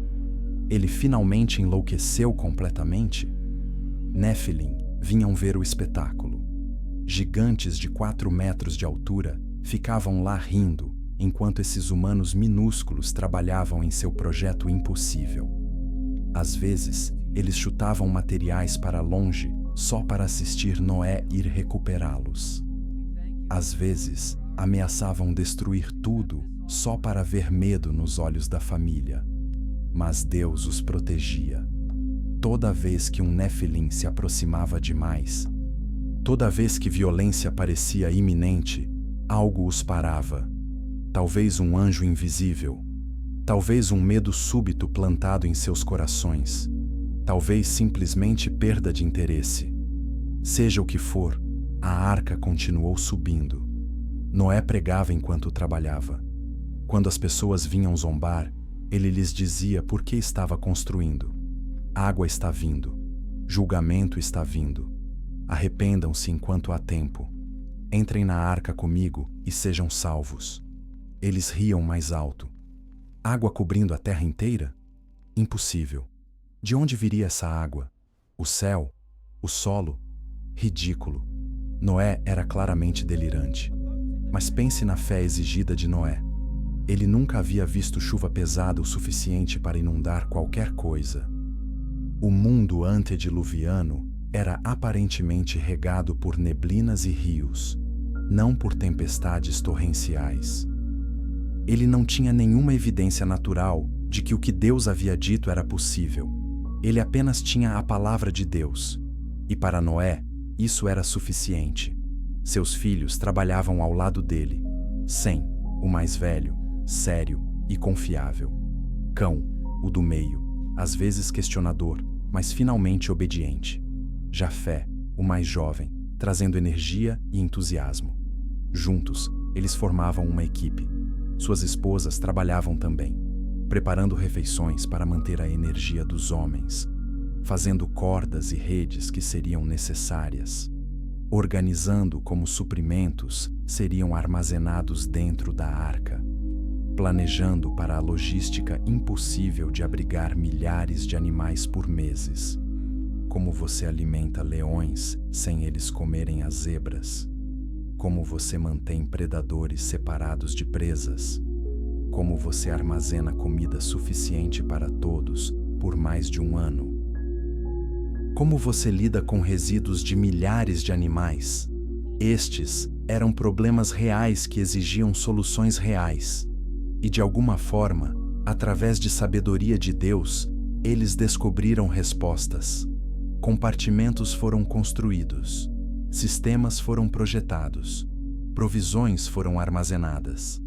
À medida que a arca se aproximava da conclusão, ela se tornava mais impressionante. Mesmo os zombadores tinham que admitir que a habilidade envolvida era extraordinária. A engenharia era sólida. A escala era de tirar o fôlego. Mas eles ainda não acreditavam que seria necessária. Ainda pensavam que Noé havia desperdiçado sua vida inteira em uma fantasia religiosa. Então, aconteceu algo que ninguém esperava. Algo que fez até os zombadores pararem e reconsiderarem. Os animais começaram a vir. Não forçados, não treinados, simplesmente vindo. Como se fossem chamados por uma voz que apenas eles podiam ouvir. Pares de cada tipo, andando, voando, rastejando em direção à arca. Predadores e presas lado a lado, não atacando um ao outro. Animais domésticos e selvagens juntos, todos movendo-se com propósito. Criaturas de regiões distantes, chegando de alguma forma, exatamente no momento certo. A multidão que havia se reunido para zombar ficou em silêncio atordoado. Isso não era natural. Isso não poderia ser explicado. Algo sobrenatural estava claramente acontecendo. Noé e sua família guiaram os animais para dentro, para os compartimentos projetados para eles. Os animais entraram docilmente, como se entendessem que estavam sendo salvos, como se instinto dado por Deus os fizesse cooperar com o plano de preservação. Isso levou dias, talvez uma semana completa. E durante todo esse tempo, pessoas assistiam em crescente desconforto. Algumas começaram a sentir medo. E se Noé estivesse certo? E se julgamento realmente estivesse vindo? Mas orgulho é uma droga poderosa. E quando você passou sua vida inteira zombando de alguém, admitir que você estava errado parece impossível. Então, mesmo confrontados com evidência milagrosa, a maioria endureceu seus corações. Quando o último animal entrou, Noé ficou na entrada da arca. Esta era a última chance, sua última oportunidade de pregar, seu último apelo à misericórdia. Entrem, ele implorou. Deus está lhes oferecendo salvação. A porta ainda está aberta. Não é tarde demais. Mas ninguém veio. Nem uma única pessoa, além de sua família, aceitou o convite. Então, Noé e sua esposa entraram. Sem e sua esposa. Cão e sua esposa. Jafé e sua esposa. 8 pessoas, total. 8 almas salvas através da água, como Pedro mais tarde escreveria. E então, a coisa mais espantosa aconteceu. A porta da arca se fechou, sozinha. Nenhuma mão humana a tocou. Deus mesmo a fechou, selando aqueles dentro para a salvação e aqueles fora para julgamento. A multidão tentou abrir. Empurraram e puxaram, mas estava selada sobrenaturalmente. Nenhuma força humana poderia abri-la novamente. Por 7 dias, a arca ficou ali, fechada, silenciosa, e nada aconteceu. Deixe um like se você está percebendo a tremenda fé necessária para ficar dentro daquela arca por 7 dias, enquanto os zombadores do lado de fora gritavam que nada iria acontecer. Compartilhe isso com alguém que precisa entender o que obediência radical parece. Capítulo 9. 7 dias de misericórdia final. Dentro da arca, escuridão. Uma única janela perto do topo fornecia luz limitada. 8 pessoas e milhares de animais esperavam em um espaço que cheirava a madeira fresca e piche e feno e espaços próximos de criaturas vivas. Noé não sabia quanto tempo estariam lá. Não sabia exatamente quando a água viria. Ele apenas sabia que Deus havia mandado entrar, e então Deus havia fechado a porta. Então, eles esperavam. Fora, a vida continuava. As pessoas haviam voltado às suas rotinas. Os 7 dias de nada acontecendo provaram o que eles sempre haviam acreditado. Noé era um louco. Ele havia trancado sua família em um caixão gigante de madeira, baseado em uma fantasia. Os Nefilim organizaram um festival.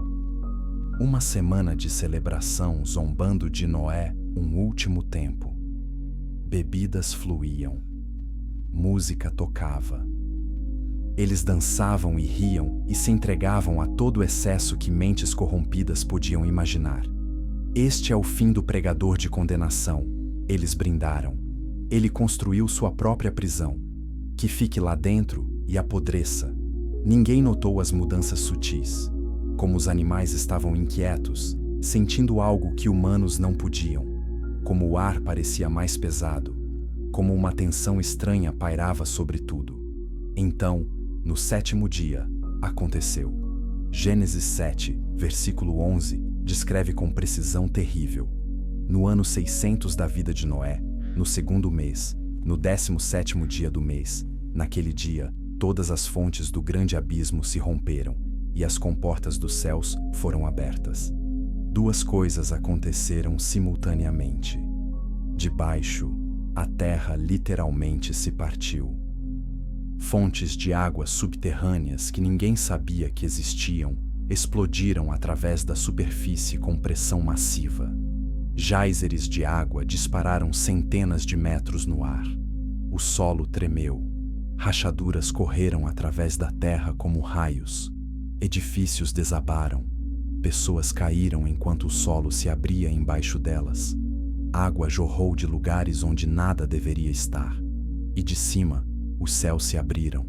Não chuva normal, não mesmo tempestade pesada. Isso foi como se represas gigantes no céu estivessem todas abertas de uma vez. Cortinas de água desciam com tanta força que feriam quando atingiam pele exposta. Trovões sacudiram o mundo. Relâmpagos riscavam através de nuvens negras que cobriram o sol. O dia se tornou noite, e a chuva continuou, e continuou, e continuou. A celebração zombadora parou instantaneamente. Pânico substituiu diversão. Pessoas correram em todas as direções, procurando abrigo que não existia. As estruturas que haviam construído começaram a inundar. A água subia mais rápido do que qualquer um imaginava ser possível. Dentro da arca, Noé e sua família sentiam a estrutura tremer com o impacto da água contra ela. Ouviram os trovões. Sentiram a arca começar a se mover, a flutuar, a subir com a água crescente. E ouviram os gritos. Pessoas correndo para a arca, batendo na porta, gritando os nomes de Noé, implorando que ele abrisse, prometendo que acreditariam agora, suplicando por misericórdia. Mas Noé não podia abrir a porta. Deus a havia selado, e mesmo se pudesse, era tarde demais. O tempo de misericórdia havia passado. O tempo de julgamento havia chegado. As emoções dentro da arca devem ter sido devastadoras. Ouvir toda a alma humana fora da arca gritando em terror. Saber que todo humano que você já conheceu estava morrendo. Seus vizinhos, conhecidos, Pessoas que você implorou que se arrependessem e elas riram de você. A esposa de Noé provavelmente tinha irmãos e irmãs que escolheram não acreditar. As esposas de seus filhos tinham pais que permaneceram fora da arca. Todas essas conexões familiares cortadas no momento do julgamento. E eles não podiam fazer nada exceto orar e chorar e confiar que Deus era justo mesmo quando sua justiça era terrível. Fora, a água subia sem parar. Que havia sido chão seco se tornou torrentes. Córregos se tornaram rios furiosos. Rios se tornaram oceanos em expansão. As áreas baixas inundaram em horas. Pessoas correram para terreno mais alto. Escalaram colinas, depois montanhas. Carregavam crianças nos ombros. Arrastavam idosos que não conseguiam andar rápido o suficiente. Mas a água continuava vindo, sempre subindo, implacável, inescapável. Os Nefilim, com sua força superior, sobreviveram mais tempo. Eles podiam nadar poderosamente. Podiam escalar além do que humanos podiam. Ficaram nos picos mais altos enquanto a água engolia tudo abaixo. Mas mesmo sua força não podia lutar contra todo um oceano. Mesmo seus músculos massivos eventualmente se cansaram. Mesmo seus pulmões poderosos eventualmente precisaram de ar que não estava mais lá. Um por um, os gigantes que haviam aterrorizado a terra afundaram sob as ondas. Esses seres que se consideravam invencíveis, que nunca haviam temido nada, experimentaram o que era ser totalmente impotente. Anak, o Nefilim que havia liderado zombarias contra Noé, ficou no último pico visível. Água girava ao redor de seu peito, então seu pescoço. Ele ergueu seu punho para o céu em desafio final. Depois, as ondas cobriram sua cabeça, e ele se foi. A chuva continuou por 40 dias e 40 noites. Gênesis 7, versículo 19, diz que as águas prevaleceram excessivamente sobre a terra, e todos os altos montes sob todo o céu foram cobertos. Tudo, cada montanha, cada colina, cada pedaço de terra seca desapareceu sob a água. A terra inteira se tornou um oceano, e tudo que tinha fôlego de vida morreu. Pássaros caíram do céu quando não encontraram mais lugar para pousar. Animais nadaram até não poderem nadar mais. Humanos afundaram quando suas forças falharam.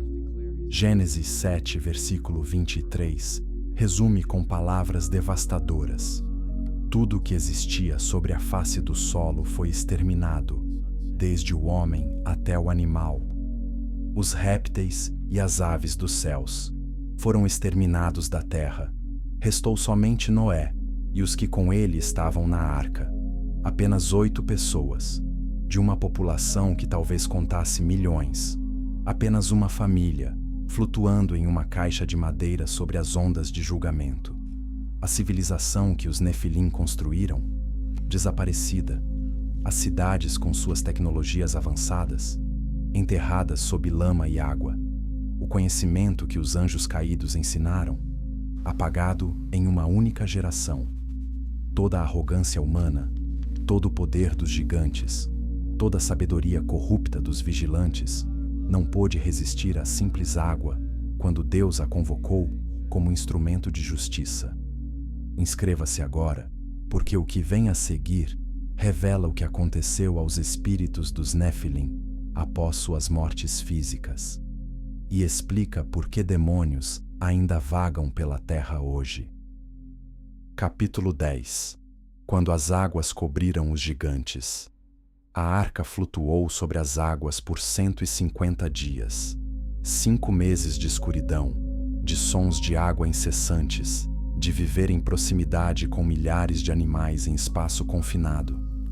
Noé e sua família não podiam ver nada fora, exceto água. Nenhuma referência de onde estavam. Nenhuma ideia de em que direção estavam se movendo. Completamente à mercê de Deus para navegação e segurança. Mas a arca flutuava perfeitamente. Seu design era inspirado divinamente, suas proporções perfeitamente equilibradas. Mesmo em tempestades que teriam despedaçado qualquer outro navio, a arca permanecia estável. Porque não foi construída apenas por mãos humanas. Foi construída sob instrução divina. Dentro, rotinas se desenvolveram.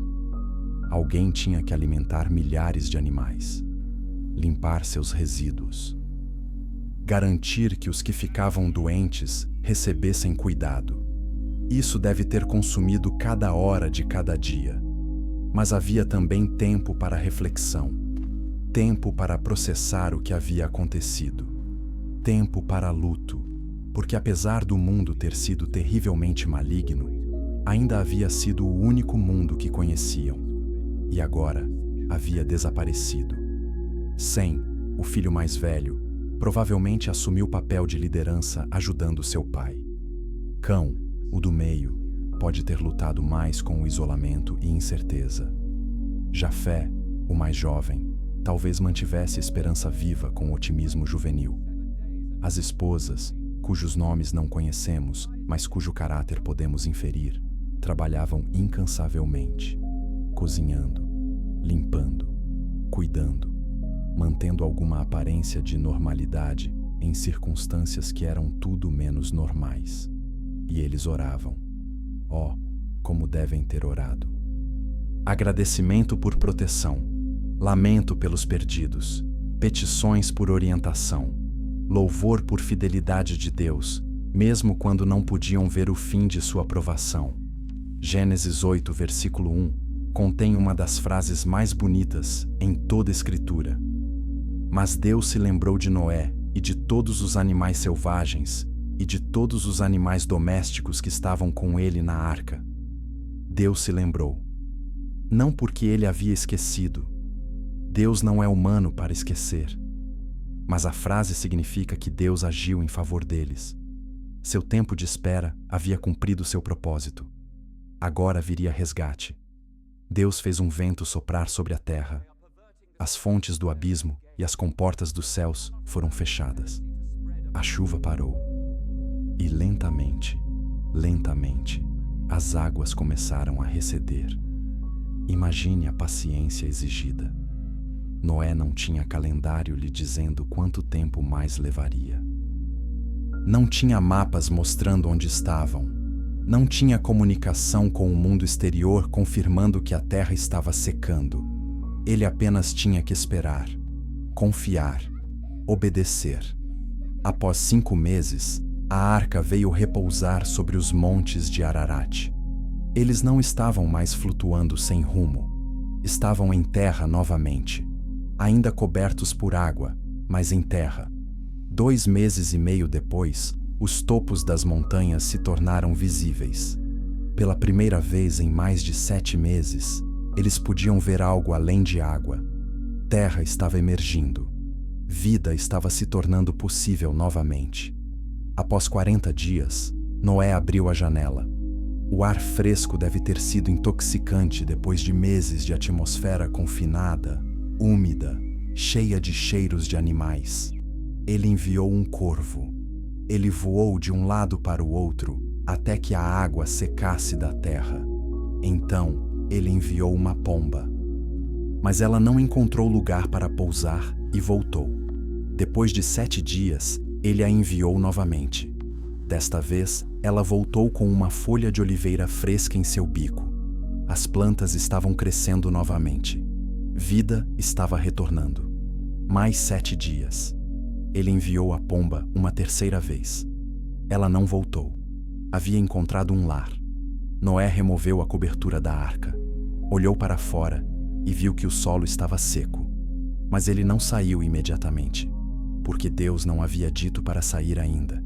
Então, Noé esperou, ainda obedecendo, ainda confiando, ainda deixando Deus liderar. Finalmente, após mais de 1 ano inteiro na arca, Deus falou: saia da arca, você e sua esposa, e seus filhos, e as esposas de seus filhos. Traga cada ser vivo que está com você, para que possam multiplicar na terra e ser frutíferos e aumentar em número nela. permissão concedida. Propósito declarado: vida poderia começar de novo. Quando Noé saiu, o que ele viu deve ter sido de partir o coração e esperançoso simultaneamente. A terra estava limpa, mas vazia. Não havia cidades, não havia campos plantados, não havia sinais de civilização, apenas terra lavada por água, começando de novo. Mas não era o mundo que foi. A topografia havia mudado. Montanhas se levantaram, vales afundaram, continentes talvez se separaram. O mundo pré-diluviano havia sido destruído tão completamente que mesmo geografia foi alterada.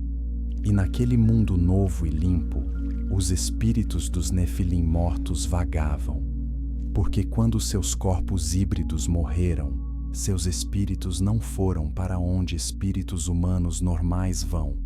Ficaram presos, nem completamente no mundo físico, nem no espiritual. Esses espíritos desencarnados são os demônios da Escritura. Por isso que demônios procuram possuir humanos e animais.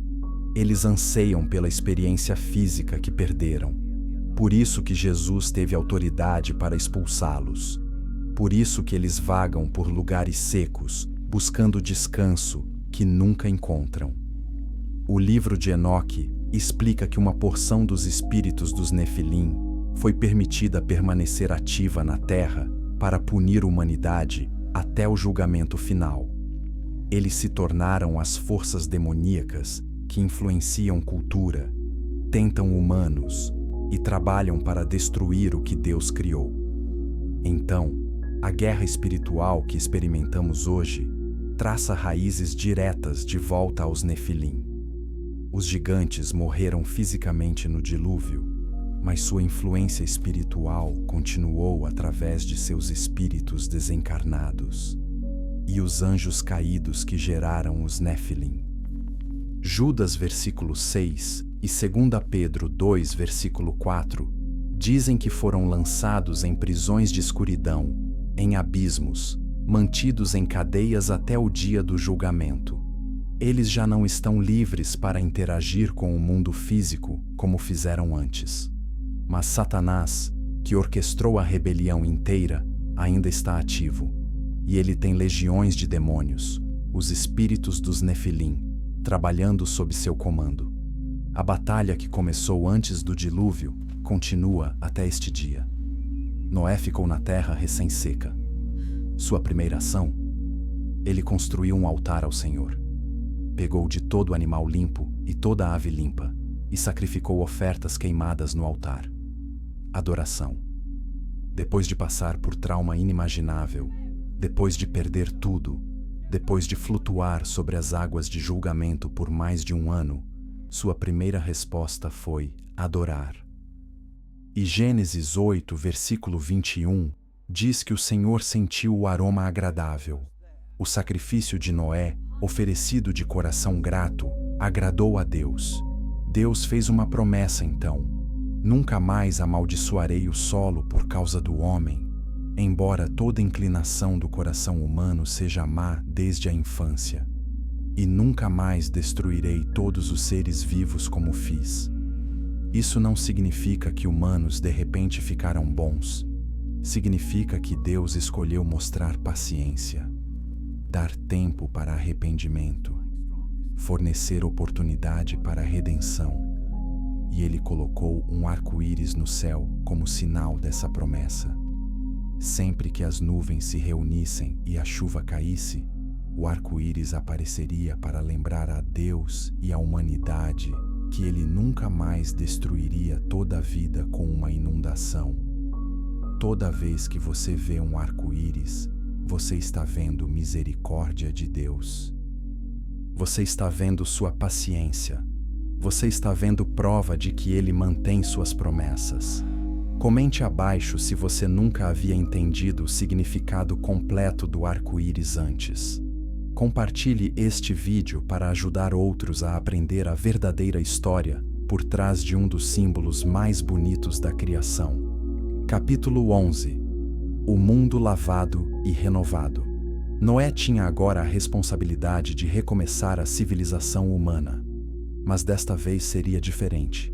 Desta vez, seria construída em retidão, em fé, em lembrança do que acontece quando humanos rejeitam Deus completamente. Gênesis 9 descreve uma nova aliança que Deus fez com Noé. Sejam frutíferos e multipliquem-se, encham a terra. Deus estava dando às 8 pessoas restantes o mesmo comando que deu a Adão e Eva. Comecem de novo, mas desta vez, lembrem-se, Deus estabeleceu regras. Humanos poderiam comer carne agora, algo que talvez não fosse permitido antes do dilúvio. Mas não deveriam comer sangue porque a vida está no sangue. E assassinato seria punido com justiça capital, porque humanos são feitos à imagem de Deus. Cada vida humana tem valor divino. Cada pessoa carrega impressão digital de Deus. Matar outro humano é atacar a imagem de Deus. É um crime tão sério que exige a penalidade mais severa. Esse foi um afastamento crítico do mundo pré-diluviano, onde vida era barata, onde violência era entretenimento, onde os Nefilim matavam sem consequência. No mundo novo, haveria justiça, haveria responsabilidade, haveria respeito pela vida. Noé plantou uma vinha. Gênesis diz que ele foi o primeiro a fazer isso, sugerindo que ou videiras não existiam antes do dilúvio, ou não eram cultivadas de forma similar. Ele plantava para o futuro, imaginando um tempo em que haveria colheitas novamente, quando a vida se normalizaria, quando humanos poderiam desfrutar da boa criação de Deus novamente. Sem, Cão e Jafé tiveram filhos. Esses filhos tiveram filhos. A humanidade começou a se multiplicar novamente. Gênesis 10 fornece uma genealogia mostrando como as nações da terra descenderam dessas 3 linhagens. De Sem vieram os povos semíticos, incluindo eventualmente Abraão e a nação de Israel, através da qual o Messias viria. A promessa de redenção, interrompida tão drasticamente pelos Nefilim, agora continuaria através da linha de Sem. De Cão vieram povos, incluindo os cananeus. Ironicamente, Canaã foi amaldiçoado por seu pai Noé por causa de um incidente de desrespeito. E os cananeus mais tarde se tornariam conhecidos por suas práticas religiosas corruptas que ecoavam a maldade pré-diluviana.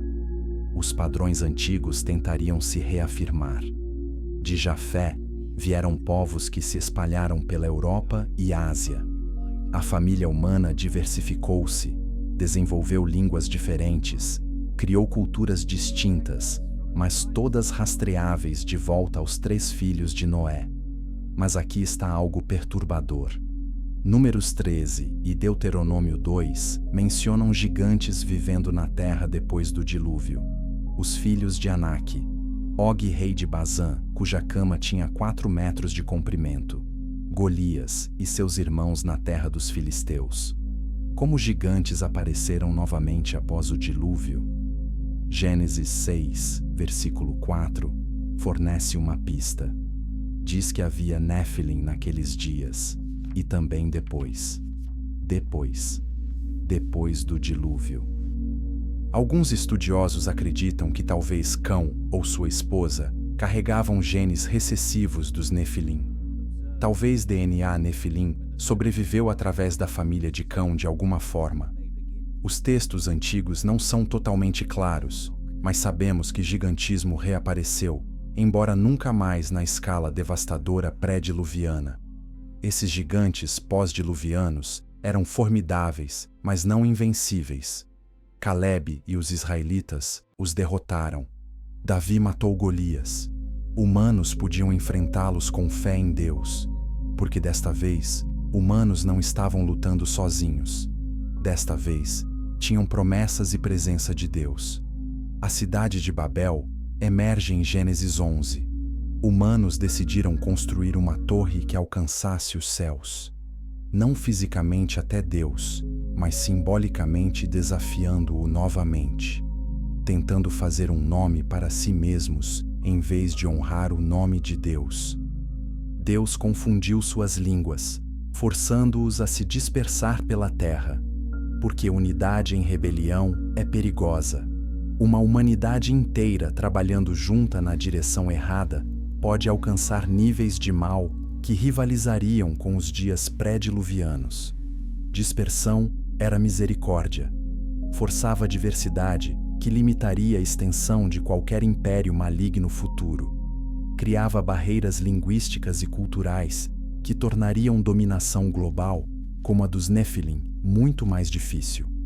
Através de tudo isso, Deus estava operando em direção a um objetivo: redenção. O Messias prometido. A semente da mulher que esmagaria a cabeça da serpente. Cerca de 2000 anos após o dilúvio, Deus chamaria Abraão.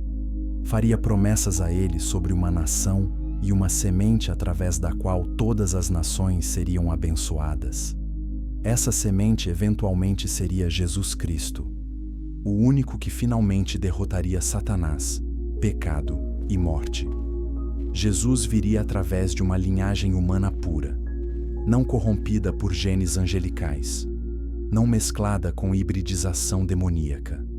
Totalmente humano e totalmente divino, o Deus-homem que poderia mediar entre Deus e humanidade. O sacrifício de Jesus na cruz faria o que o dilúvio não poderia fazer permanentemente. O dilúvio lavou a terra, mas não mudou corações humanos. O sacrifício de Cristo oferece transformação do coração, renascimento espiritual, natureza totalmente nova. Noé salvou a humanidade fisicamente através da arca. Jesus salva a humanidade espiritualmente através da cruz. A arca era uma figura apontando para Cristo.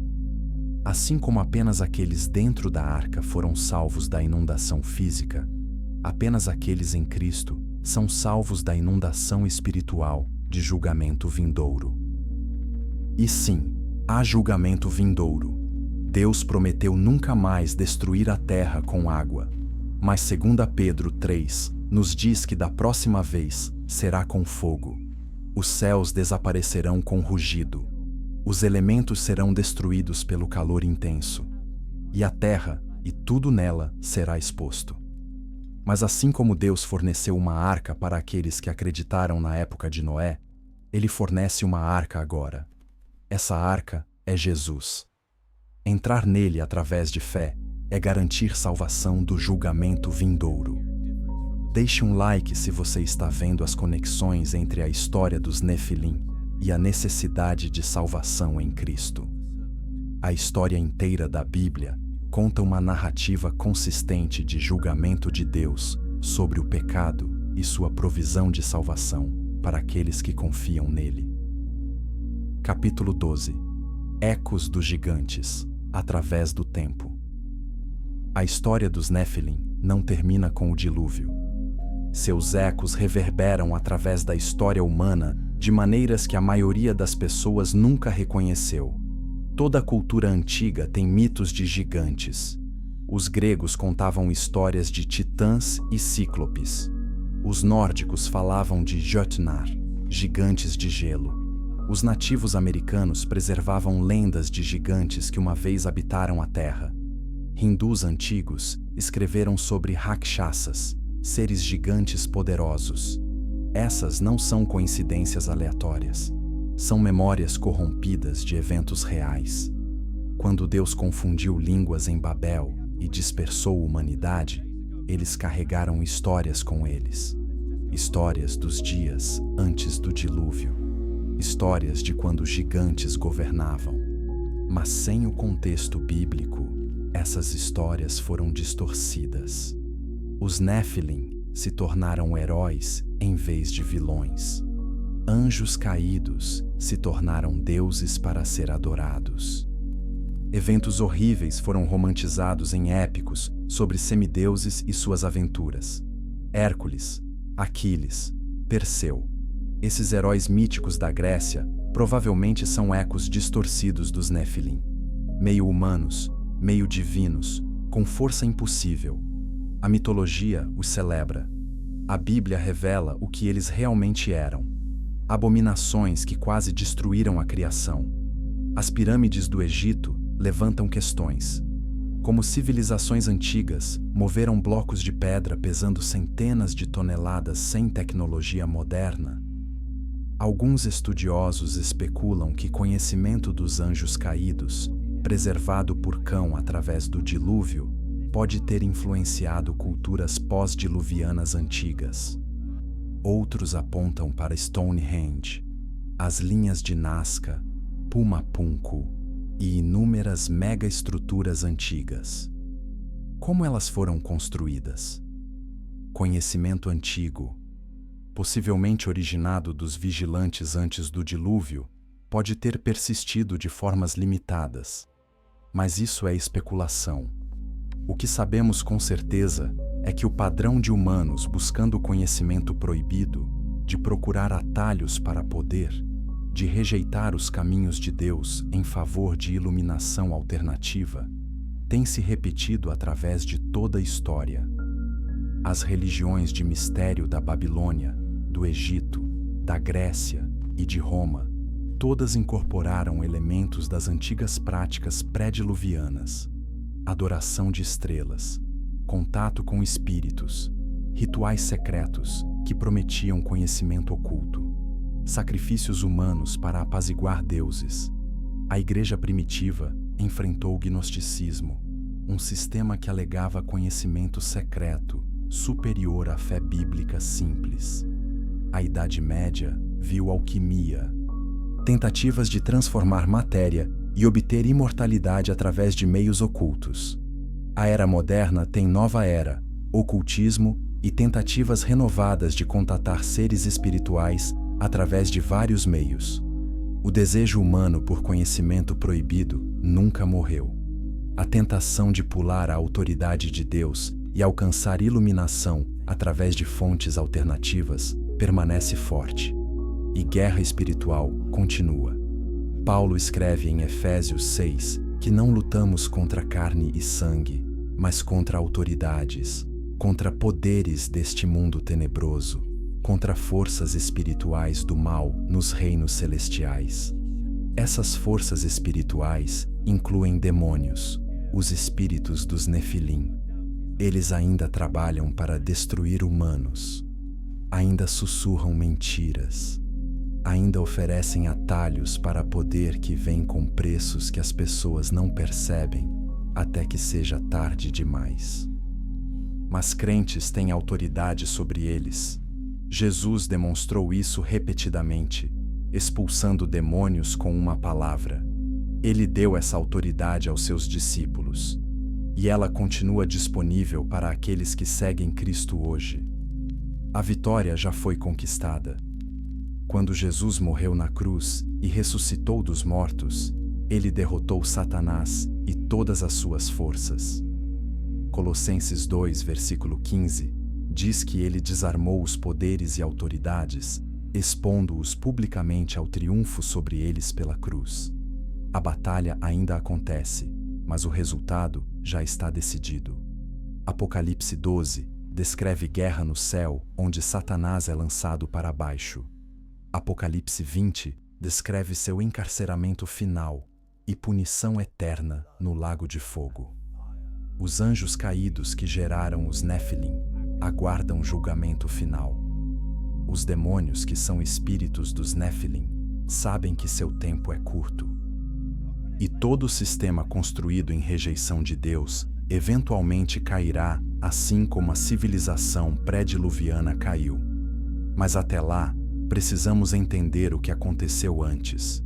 Precisamos reconhecer padrões. Precisamos ver como Satanás opera, porque ele usa as mesmas táticas repetidamente.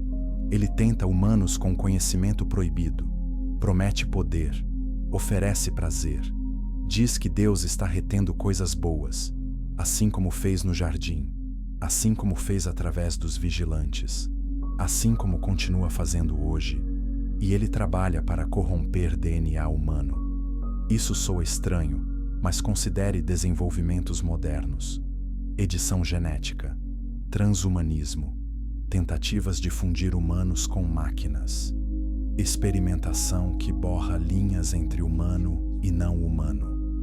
Satanás ainda quer impedir o plano de Deus, e parte desse plano envolve humanos permanecerem humanos, feitos à imagem de Deus.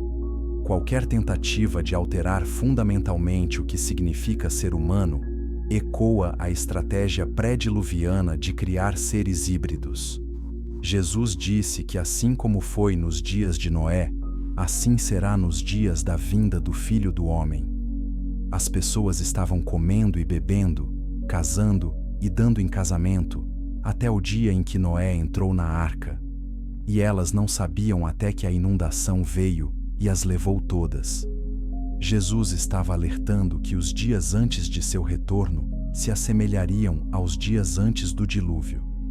Não necessariamente nefilim físicos caminhando novamente, mas os mesmos padrões: maldade generalizada, violência, corrupção sexual, rejeição de Deus, e pessoas vivendo despreocupadamente, inconscientes do julgamento próximo. Estamos vendo esses padrões hoje? Você decide. Mas entender o que aconteceu antes nos ajuda a reconhecer quando está acontecendo novamente. A história dos Nefilim nos ensina lições cruciais. Que fronteiras importam? Que Deus as estabeleceu por razões. Que cruzá-las traz destruição. Que conhecimento sem sabedoria moral é perigoso. Que poder sem caráter justo corrompe absolutamente. Também nos ensina sobre julgamento. Que Deus é paciente, mas não infinitamente. Que Ele adverte antes de julgar. Que Ele sempre fornece um caminho de escape para aqueles que escutam. Que aqueles que rejeitam misericórdia eventualmente enfrentarão justiça. E nos ensina sobre salvação. Que Deus preserva um remanescente. Que Ele honra a fé, mesmo quando toda a sociedade zomba. Que obediência a Ele leva à vida, enquanto rebelião leva à morte. Noé pregou por décadas, sem converter um único não-membro da família. Por padrões humanos, seu ministério foi um fracasso total. Mas por padrões de Deus, foi um sucesso esmagador, porque ele permaneceu fiel, salvou sua família e preservou a humanidade. Sucesso aos olhos de Deus não é medido por popularidade ou números.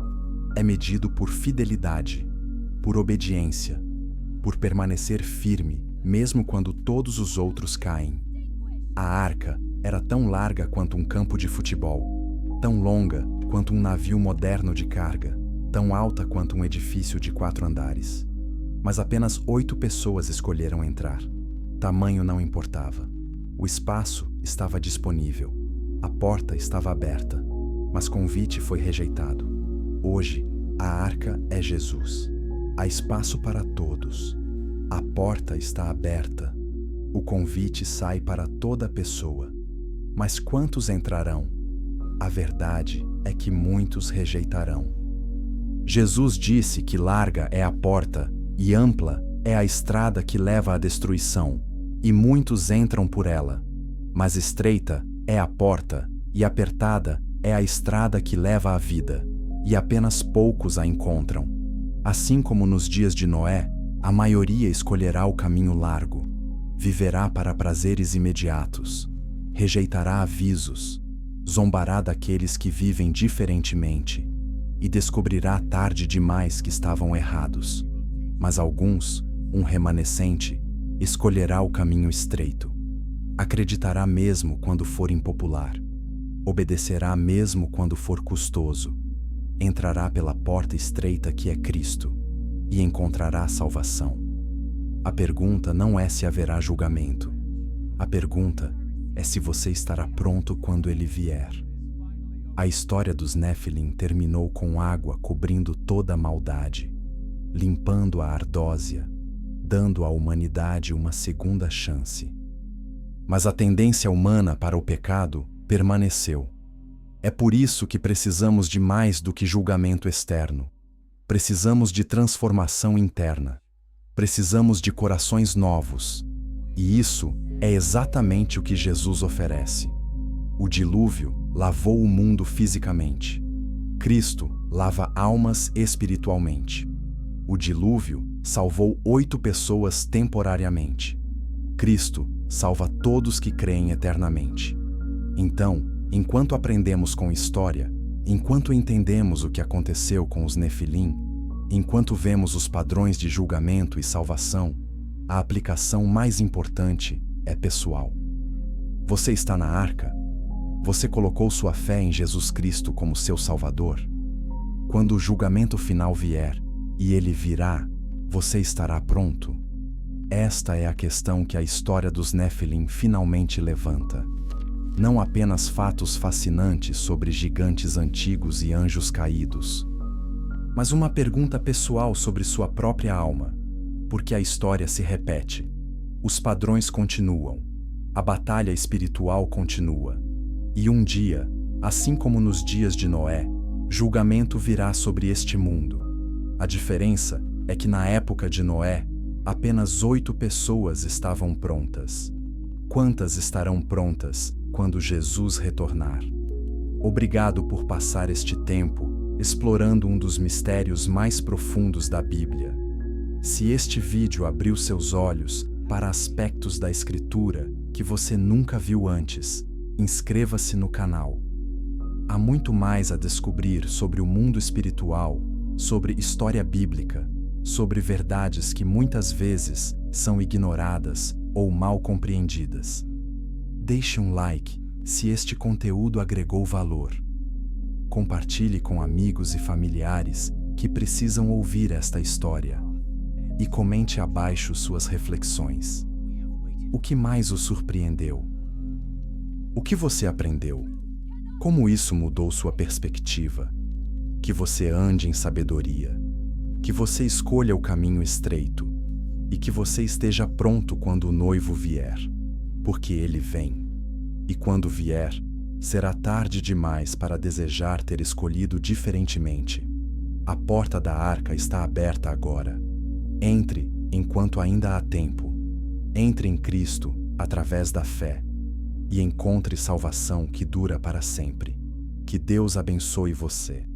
E até a próxima exploração das verdades profundas da Palavra de Deus.